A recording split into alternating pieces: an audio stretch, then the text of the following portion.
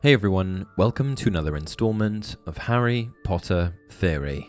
Today we'll be discussing the life of the infamous Professor Severus Snape in under 10 minutes. With a life like Severus Snape's that created such public, not to mention infamous speculation throughout the wizarding world, it's easy to understand why so many of the videos and resources out there describing his life are so very long. But I know that not all of you have the time to sit back, crack open a 6-pack of Fanta, and listen in for hours at a time. This, of course, doesn't mean that you don't want to know about Severus, you just have other places to be and things to do. I get it. So it's to you that I dedicate this video, the life of Severus Snape in 10 minutes. Let's get started. Born on January 9th, 1960, as the only child to a muggle known as Tobias Snape and a witch called Eileen Prince, Severus was raised in the muggle dwelling of Spinner's End. If you've never heard of it, Spinner's End is a shabby suburb of Cokeworth, which is, in actual fact, a fictional town in the English Midlands. Throughout his childhood, Severus was badly mistreated by both his parents. On many occasions as a boy, he was physically abused by his father, while his mother was more emotionally abusive and neglectful, failing to intervene when her husband would go after him. It's rumoured that Tobias and Eileen Snape also fought with each other quite frequently, although it is unknown whether these fights between his parents ever resulted in physical altercations. Attempting to escape the misery of his home life, Severus would often spend his time wandering about the neighbourhood of Spinner's End. As this was an area where the majority of inhabitants are muggles, most of the encounters Severus had with his neighbours were with people who neither descended from magical families nor had magical abilities of their own. So it was likely for this reason that Snape was so excited when, at the age of 9, he happened upon the Evans sisters, Lily and Petunia, and quickly became aware of Lily's abilities to perform magic. It is said that Severus almost immediately fell for Lily, and this really should come as no surprise, since he likely had little interaction with other witches or wizards at this time in his life, as it seems unlikely that his mother was hosting great big family gatherings with her magical relatives, and his father was a mean and abusive muggle. The sheer fact that she could do a little magic probably had him spellbound, pun intended. When it came to Lily's older sister, Petunia, however, Severus had a rather different outlook. In fact, it's said that Snape held great disdain for Petunia, which, in my opinion, seems rather warranted and was likely due to the fact that she made incredibly rude comments regarding his shabby appearance. After all, due to his relationship with his father, Severus had a little bit of a chip on his shoulder when it came to muggles. It would also appear that his feelings of contempt towards Petunia were reciprocated. Not only did she insult his clothing and overall appearance, she also tried to undermine his character to Lily, calling him a liar and accusing him of fabricating Hogwarts in the wizarding world. We can see evidence of this in the following conversation between a not yet 11-year-old Lily and Severus. "It is real, isn't it? It's not a joke. Petunia says you're lying to me. Petunia says there isn't a Hogwarts. It is real, isn't it?" "It's real for us," said Snape, "not for her." But of course, what Snape told Lily was true, and in 1971, the two of them received their acceptance letters to Hogwarts School of Witchcraft and Wizardry and began their first year of magical education. Sadly for Severus, who continued to pine after Lily, the two drifted more and more apart the further into their education they went.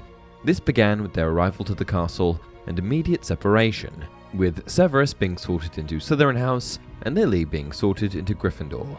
As the years at Hogwarts progressed, the divide between Severus and Lily continued to grow, and a rift with James Potter, who also fancied Lily, only made matters worse. The dislike between the two young wizards began on the Hogwarts Express before they even arrived at the castle in their first year, and continued for the majority of their time at Hogwarts. And before James had the opportunity to mature and grow up, him and his best mates, also known around the school as the Marauders, consistently made it their mission to torment Severus. The Gryffindor boys were constantly picking on Severus, and it was through their bullying that the friendship between Snape and Lily came to somewhat of an end, at least to Lily. This particular instance saw James lift Severus up by his ankles and expose his underwear, which resulted in Snape being so thoroughly embarrassed that he lashed out at Lily, calling her a mudblood, something she never forgave him for. In accidentally distancing himself from his former best friend, Severus went on to make closer friendships with his fellow Slytherins. It's said that, especially later in his tenure at Hogwarts, he fell in with a gang of Slytherin students, including Bellatrix Black, and her future husband Rodolphus Lestrange, all of whom later became Death Eaters. In terms of his grades, Severus was a fairly good student, with a reputation for having excelled in the dark arts and potion making from an early age. According to those who knew him at Hogwarts, Severus knew more curses and hexes as a first-year student than most of the school's 7th years. In fact, Severus has been credited as the inventor of quite a few well-known spells, including Levicorpus, Liberacorpus, Muffliato, Langlock, the Toenail Growth Hex, and his signature curse, Sectum Sempra. As we learn in The Half-Blood Prince, Snape was also an incredibly talented potion maker, as his textbook, which Harry acquired by accident in his 6th year, was riddled with notes and annotations that improved upon what was written in the text itself. In this book, we also see Severus's preference for his mother and her magical side of the family, as it was inscribed with his self-proclaimed nickname stating, "This book is the property of the Half-Blood Prince." After graduating from Hogwarts, Snape joined the majority of his Slytherin friends and became a Death Eater. In his work for Voldemort, he became a member of the Dark Lord's inner circle, and was known by many as one of his most trusted followers.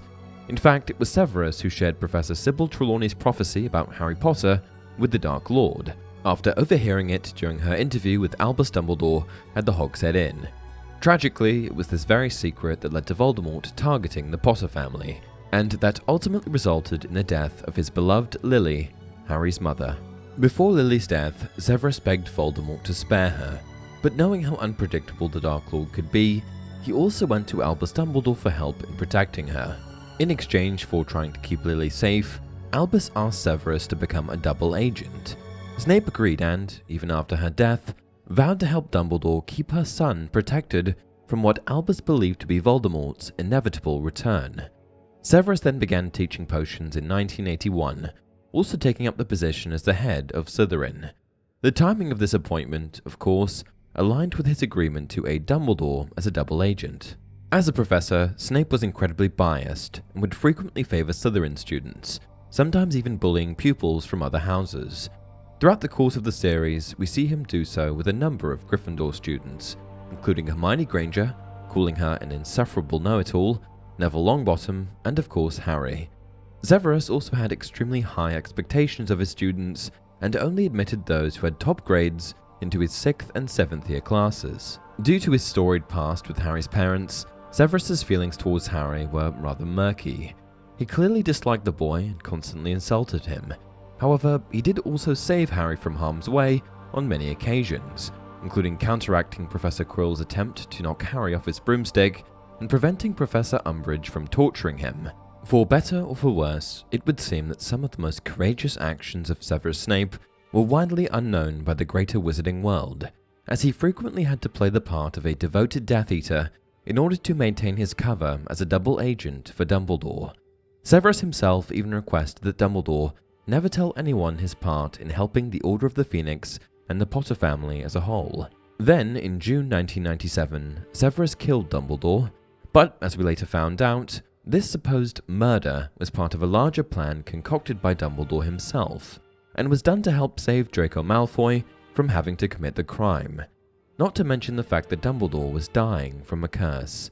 After Dumbledore's death, Severus convincingly played the part of one of Voldemort's most trusted followers. He became headmaster of Hogwarts in 1997, which enabled him access to Dumbledore's enchanted and sentient headmaster portrait, to which he frequently conferred with. He died near the end of that same school year on May 2nd, 1998 at the hands of Voldemort and Nagini. This was not due to the Dark Lord uncovering his double agent status, but rather Voldemort's realization that Dumbledore had possessed the Elder Wand and Severus had killed Dumbledore. Because Voldemort believed Severus was the owner of the wand at that time, he killed him to gain the Elder Wand's loyalty. Before his death, Severus was able to share his memories with a conflicted Harry, to help him understand that his motivations had actually been pure, and that he hadn't in fact betrayed Albus. Ultimately, Severus Snape is an incredibly divisive character who didn't always do the right or just thing, but who was utterly redeemable in his love and devotion to Lily. And with that, we've come to the end of another video. What did you think? Did I miss anything of great importance? Please share your thoughts in the comments below, and as always, if you enjoyed this video, don't forget to like it and subscribe to the channel. Until next time, remember, always